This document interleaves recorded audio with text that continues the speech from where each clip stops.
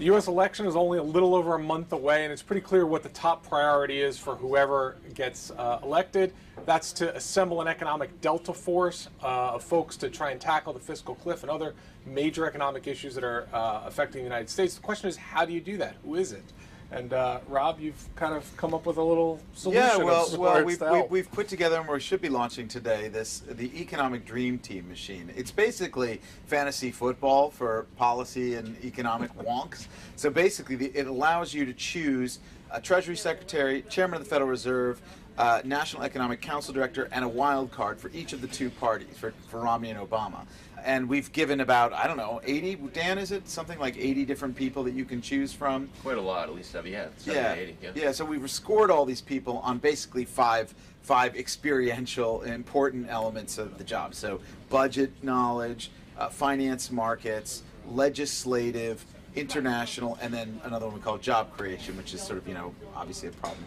So where do we come at? Who are some of the key people that maybe people won't fit onto their dream teams? All right, well, the way it works is you can look at both Romney and Obama. So for the Obama side, there's a lot of guys who, if they return, obviously would have a lot of There's some guys' names that we already know. Right, like Geithner, for example. If he went to the Federal Reserve, he gets a lot of points because of all his experience. Right, and replacing him, you could have Jack Lew, who is the Chief of Staff to the President right now, who's got quite a bit of experience. He scores very highly on budget because he was the head of the Office of Management Budget, and of course he's worked in finance, and he's also obviously got good ties on the Hill. On the other side, of course, it's actually the Republican side. It's a little more difficult because you don't have you have people who might return from the Bush era, but that wasn't necessarily the most sparkling period of economic policy management. So there are a lot of So who are some of the folks CEOs over on the right that we should be thinking about? Some of the more interesting candidates, really just kind of all around, I think, are the people from the private sector that might come in either side. So Republicans, you might have someone like IBM's Balsamo, right? You might have on the Democrat side, you might have Larry Fink. You might see him come. And we've basically said the two best picks for the Democrats would be Erskine Bowles as Treasury Secretary, and Kevin Warsh for the Republicans, though he's told people that he's probably unlikely to do it.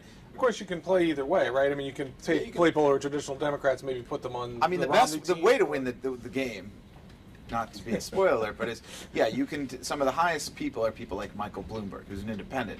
Now, if you put Michael Bloomberg into the wild card position, say as budget czar or something like that, you'd have automatically a leg up on the other side. Now, both sides could obviously try to persuade him to leave his last year as mayor and come in and solve the budget crisis. Right. But equally, someone like Bernanke scores very highly because he has been in position for so long. All right. Well, it sounds like it'll be a lot of fun for folks to play around with and try and help presidential candidates figure out their dream teams. We'll be back with more Breaking Views tomorrow.